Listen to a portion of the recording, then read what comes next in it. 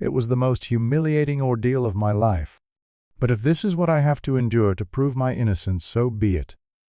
Before you label or condemn me, don't treat me like a criminal because I am innocent." In the final weeks of his life, Michael Jackson wasn't terrified of a tour flopping. He was terrified of disappearing. He stopped sleeping.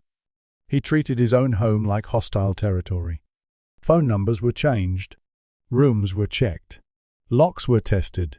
And one thing began to slip away completely: trust. Behind closed doors, away from cameras and crowds, he started saying something he had never dared say in public. "They're trying to kill me." He didn't describe a single person. Not one anonymous threat. He spoke about something bigger, something organized, something that, in his view, would profit if he never made it to the stage again. This wasn't a meltdown in front of reporters. It was a pattern repeated to the small circle still allowed near him as his body got thinner, weaker, and more dependent on medication. Official documents would later compress everything into a narrative of drugs and negligence. But this file asks what the paperwork left out. Why did Michael believe he was being hunted? And why did no one stop what came next? Chapter 1. Roots of Fear, A Childhood Built on Control 1960 S. 1970 Seth. Long before Michael Jackson whispered that someone was after him, fear had already taken up permanent residence inside him. It didn't suddenly appear in adulthood. It was wired in early through discipline pressure and a life that never actually belonged to the child living it. The story starts in Gary, Indiana, inside a cramped house where walls were thin, privacy barely existed, and quiet was rare. From the outside, the Jackson home looked like a model of structure and ambition, a tight, focused black family chasing the American dream through talent and hard work. Inside, the rules were rigid. Order was everything. Mistakes had consequences. Childhood, in the normal sense, was something Michael watched other kids have. By the early 1960s, he wasn't treated as just a boy anymore. He was the lead of a product in development, the Jackson 5. His days were carved into strict blocks. Rehearsals swallowed playtime. Performances replaced school routines. Travel erased stability. Adults decided everything: where he stood, what he wore, how he spoke when he smiled. There was always someone watching: a parent, a manager, a producer, a bandmate. Every move had an audience and a critique. Accounts from inside the family describe a system powered by obedience. Mistakes meant punishment. Fear became a tool, used to sharpen discipline and squeeze out perfection. Michael absorbed a lesson that would haunt him for life. Being watched is normal. Being safe means never dropping your guard. As the Jackson 5 began touring the country in the late 1960s, the pressure only intensified. Cheap motels, noisy stages, tour buses, and backstage hallways blurred into one long corridor. There was no such thing as home in the way most children understand it. Cities changed every night. Faces changed every day. Crowds screamed his name. Strangers grabbed at his clothes. Microphones, cameras, flashes, all of it forced him into constant performance. He was never really alone, but he was rarely truly protected. Under those conditions, Michael developed habits that psychologists later described as hypervigilance, a mind that never really rests, always scanning for what could go wrong. He learned to read moods in seconds. The tightening of a jaw, a change in footsteps, a shift in tone. Tiny signals that told him when anger was coming, when he needed to be perfect, when it was safer to become very small and very quiet. Those skills kept him safe. They also trained his nervous system to expect danger. On stage, he was praised. Off stage, the rules snapped back into place. Love felt conditional. Approval was tied to performance. Failure meant consequences, not comfort. Michael learned to link visibility with risk. Being seen meant being judged. Being judged meant being at risk of punishment. Even success felt unstable, because the bar could always move higher. By the early 1970s, he was one of the most recognizable young performers in America. But no one around him was tasked with monitoring his mental state. There were no routine check-ins with child psychologists, no serious questions about what that level of pressure does to a developing brain. The industry kept immaculate records of ticket sales, TV ratings, and chart positions, but not of his emotional health. After shows, Michael often slipped into silence. He avoided open conflict. He rarely expressed anger directly. When adults around him raised their voices, he froze instead of responding. People called it shyness. It looked more like survival. Stillness became his shield. If he didn't move, if he didn't argue, if he didn't push back, maybe the storm would pass. The most damaging part was the absence of a language for what he felt. Nobody around him taught him how to talk about fear. He only learned how to hide it. So he smiled when he was uncomfortable. He sang when he was anxious. He performed while he was afraid. Fear stopped being an event. It became a background noise, constant and visible to everyone but him. There are no childhood reports documenting how often he flinched, how lightly he slept, or how many nights he lay awake, listening for footsteps in the hallway. Those details were never written down. But later behavior suggests they were already there. By the time Michael hit adolescence, trust was already a struggle. He leaned on strict routine and tight control to keep his anxiety from spilling over. Unpredictability made him uneasy. Sudden changes in plan triggered alarm rather than excitement. The world saw a prodigy. What the world did not see was the tension underneath. Michael's early life taught him 3 dangerous beliefs. People in power can hurt you. Love can vanish if you make a mistake. Staying alert is the only way to stay alive. Those beliefs didn't dissolve as he got older.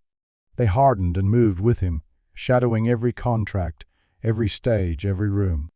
So later, when he started saying he was being followed, monitored, controlled, those fears didn't appear out of thin air. They matched a world he had been trained to see since childhood, where being visible was never the same as being safe. In the 1960s and 1970s, Michael Jackson learned how to perform under control. He learned how to hide fear inside a perfect smile. He learned how to scan his environment without anyone realizing he was doing it. What he never learned was how to feel safe when the spotlight turned off. And when pressure returned, decades later, through contract scandals and failing health, the same frightened child who had watched every doorway in Gary, Indiana, stepped back to the surface.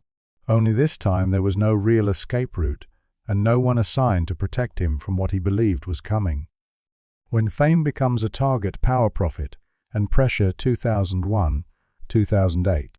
In late 2001, Michael Jackson reached a point of power that most artists never even glimpse. That was also when, according to people close to him, the ground under his life began to crack. In November of that year, through a complex series of business moves, Michael secured effective control over Sony/TV Music, publishing the catalog that held thousands of songs, including a huge portion of the Beatles' work. On paper, it was a business victory. In reality, it rewired how he understood his place in the industry and how he believed the industry now looked at him. From that moment on, Michael stopped feeling like he was just famous. He started feeling like he was exposed. Those in his inner circle describe a subtle but clear shift over the following months. In 2002, conversations in his world turned more and more to ownership, leverage, and control. It wasn't just about making music. It was about holding something others wanted. Fame had always drawn attention. Ownership drew pressure. By early 2003, corporate tension and media aggression formed the new atmosphere around him. Stories became more invasive. Headlines went beyond his art, probing into his private behavior, his home, his children. Michael reacted by retreating. He spent less time in public, moved between properties, and tightened access to his physical space. Friends and staff say he began to question motives behind almost every interaction, interviews, proposals, contract. The question was no longer who likes me, but who profits if I fall. On February 3, 2003, the situation detonated.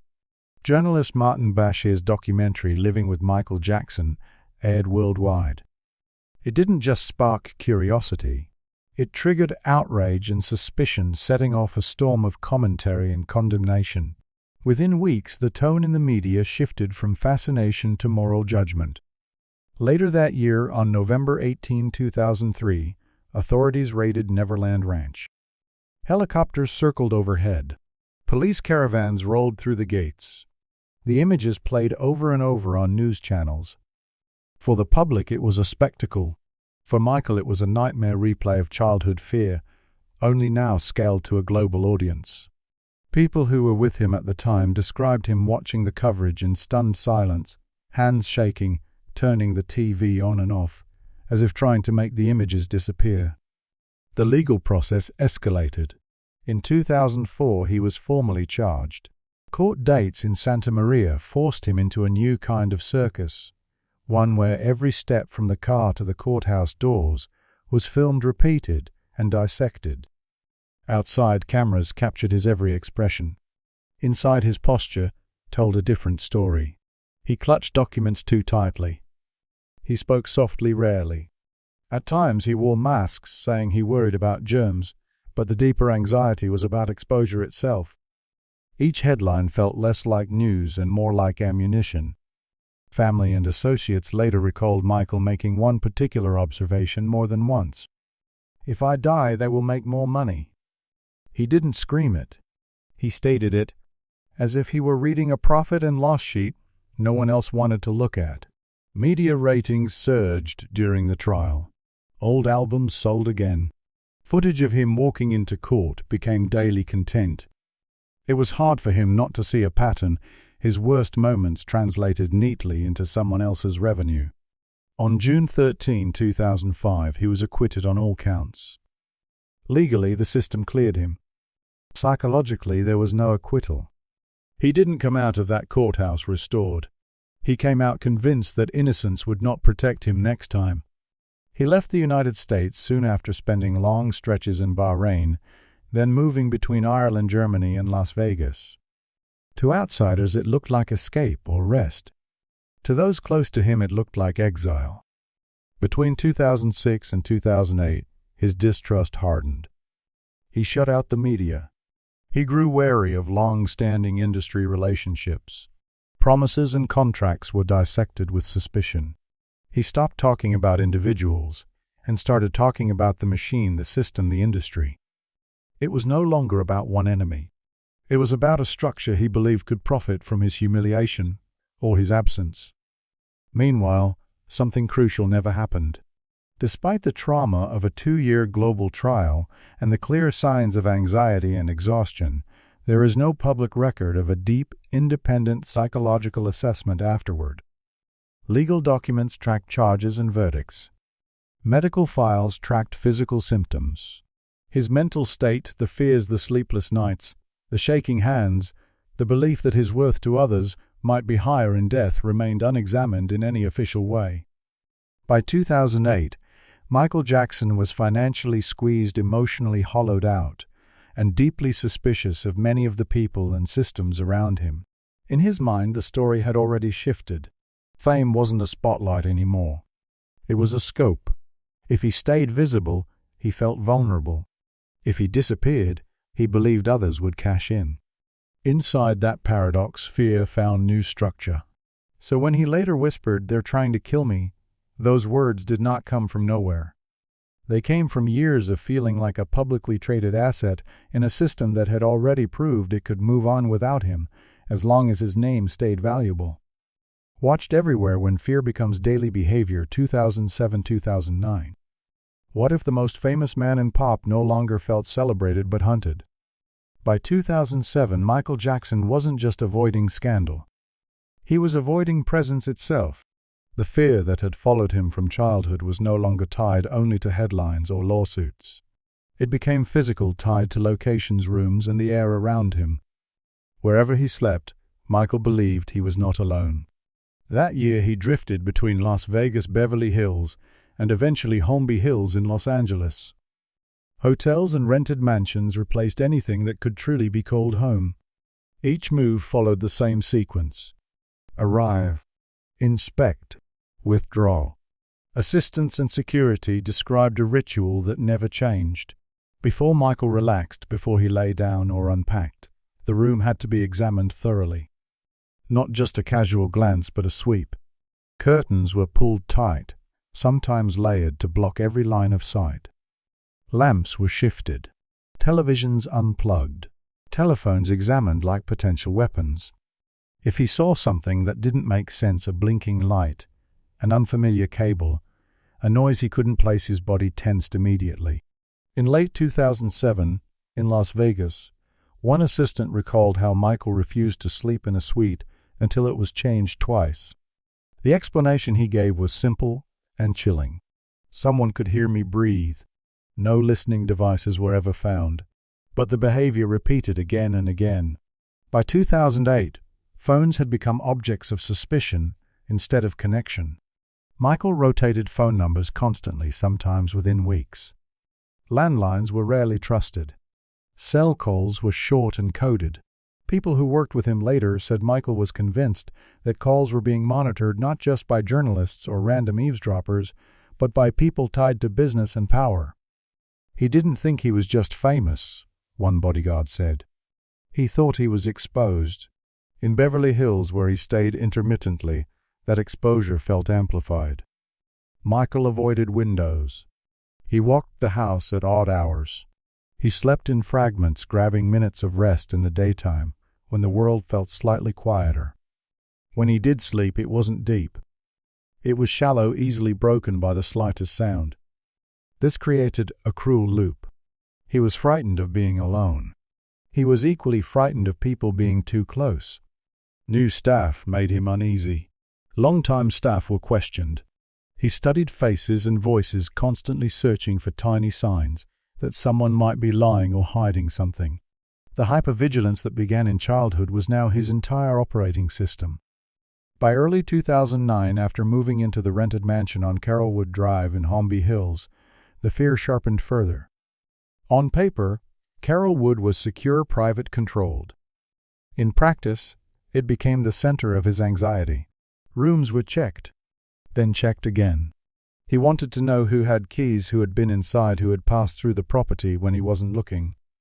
One assistant later described seeing Michael standing alone in the hallway late at night, saying nothing, just listening.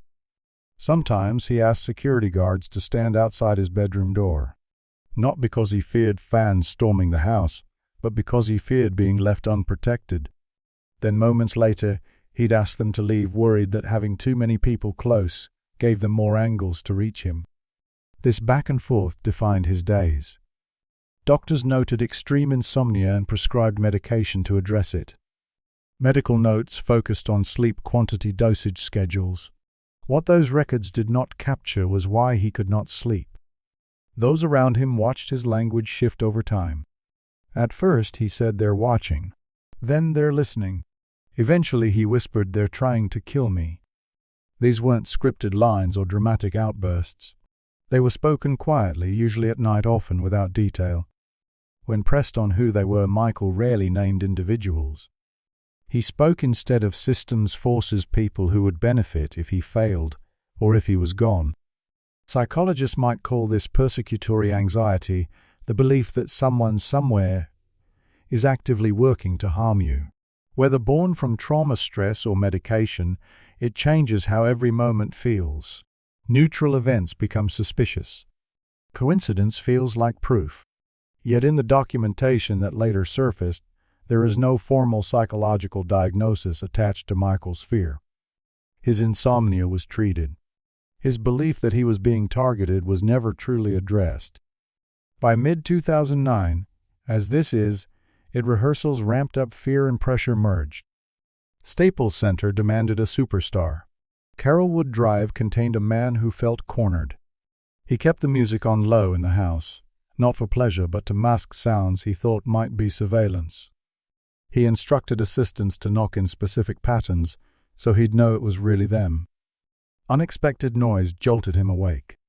Unexpected silence frightened him even more. To the public, posters and promotions announced a legendary comeback. Inside the mansion, Michael Jackson was living like a man under siege. He didn't break in a single night. He wore down over hundreds of nights walking halls, closing curtains, switching phones and whispering the same sentence to anyone he still trusted enough to tell. "They're trying to kill me. This is it." The final pressure, March-June 2009. The countdown began on March 5, 2009, under blinding lights at London's O2 Arena. "This is it," Michael told the roaring crowd. 50 shows. One last run. To fans it sounded like a promise. To Michael, it sounded like a sentence. Once he spoke those 3 words, everything locked into place. Back in Los Angeles, contracts solidified. Insurance clauses kicked in. Schedules turned from flexible to fixed. The announcement triggered an entire machine venues, promoters, ticket sellers, crews, none of which could easily be stopped. For Michael, already in a fragile mental and physical state, it wasn't just a tour. It was a financial lifeline and a public test he felt he could not afford to fail. By early May, rehearsals moved into the Staples Center. The scale was overwhelming. Massive LED screens, moving platforms, dozens of dancers, dozens more technicians. Every person on that floor was there because the world expected Michael Jackson to be Michael Jackson again. Witnesses noticed the contrast immediately. When he arrived, he was polite and soft-spoken, but also thinner, slower, and visibly drained. His movements were precise, but careful, as if he were calculating every step to avoid pain. During run-throughs, he'd stop to catch his breath, one hand resting lightly on his chest or on a mic stand.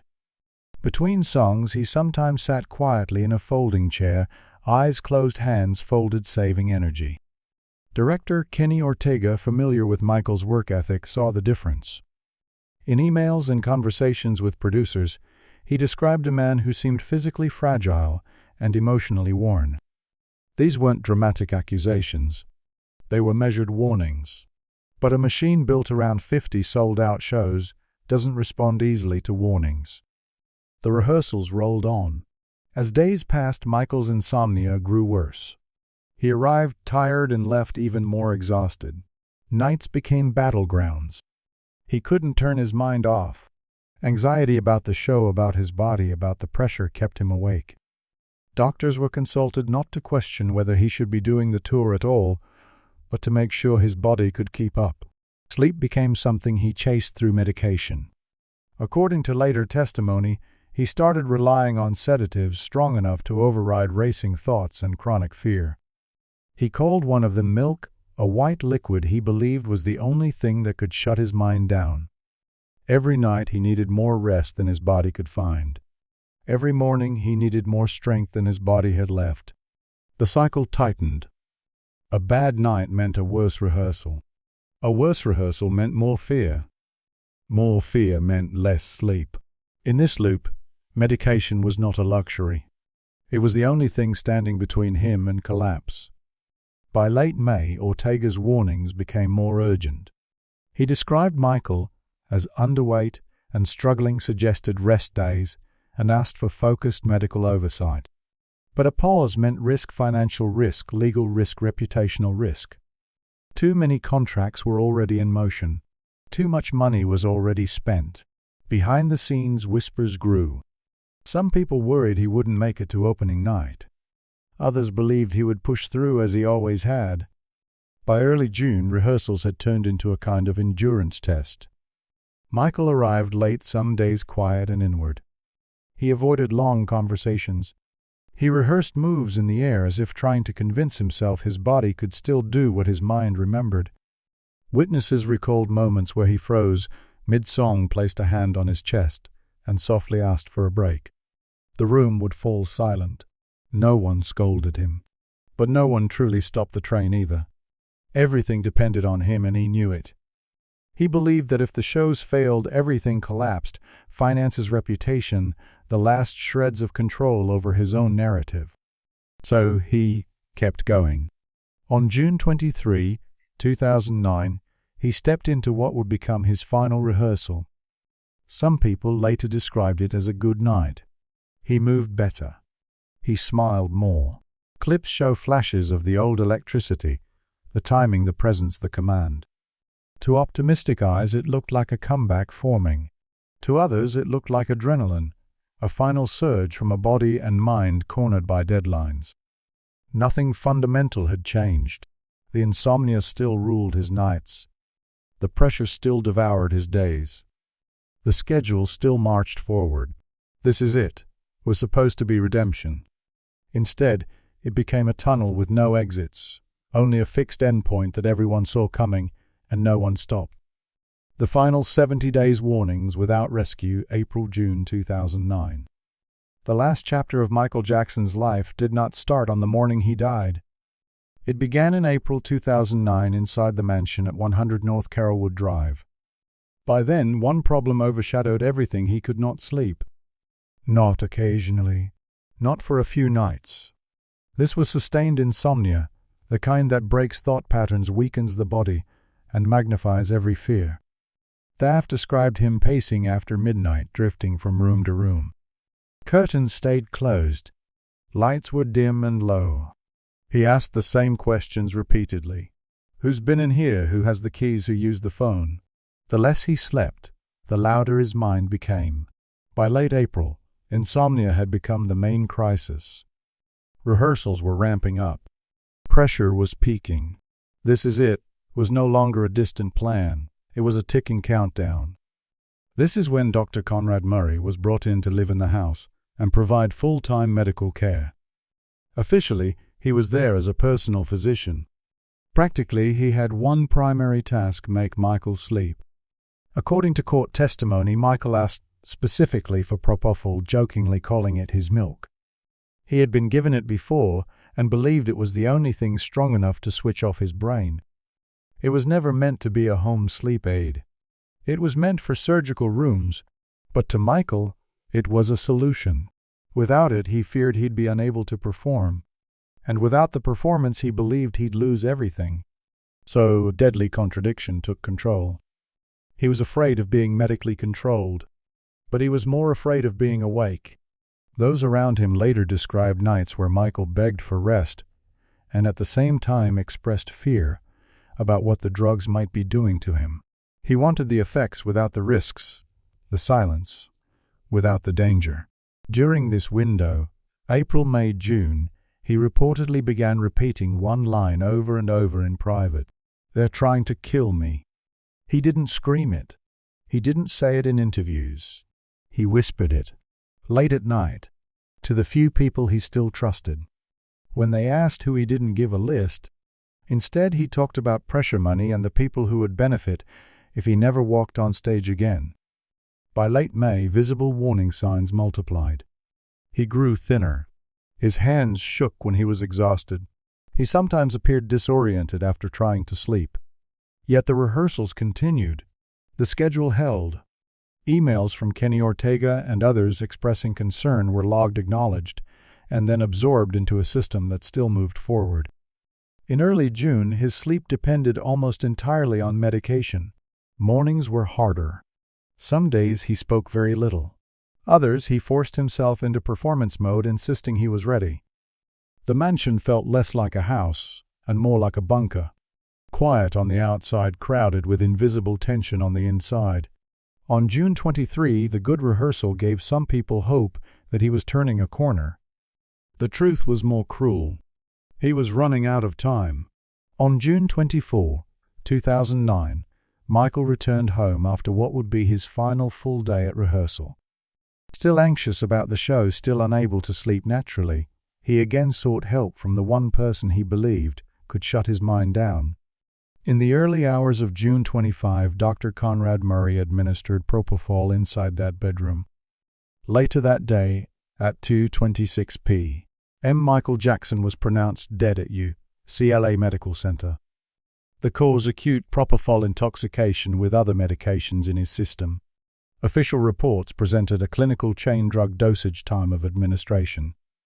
Legal proceedings focused on responsibility inside that single room on that single night. But the night was only the end point. The 70 days leading up to it were filled with visible warnings. A man who could not sleep. A man who believed he was being hunted. A man whose body was failing under pressure while the show around him refused to stop. Those warnings were heard. People saw the weight loss. They saw the exhaustion. They read the concerned emails. They watched his hands shake, his eyes sink, his voice soften. The tragedy is not just that he died. It's that his deterioration was gradual, documented, and still allowed to continue. Outrow hunted or abandoned. In the end, Michael Jackson's story leaves us standing between two deeply unsettling possibilities.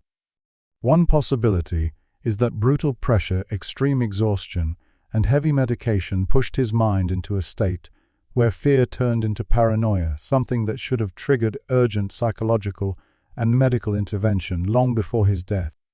The other is that he was right about at least one thing, that the system around him valued the show, the contracts, and the publicity more than his survival, and that his warnings were quietly set aside because stopping the machine would cost too much. Maybe the truth lies somewhere between those two lines. What cannot be denied is this: Michael Jackson repeatedly showed fear. He repeatedly begged for sleep. He repeatedly spoke of being hunted. And still the countdown went on. So the question now doesn't belong to the courts or the contract. It belongs to you. Was Michael Jackson truly being hunted by something organized and invisible? Or was he abandoned by the very people and systems that were supposed to protect him when his fear and his body finally broke? If you know someone whose life or personality mirrors this story, share their name in the comments.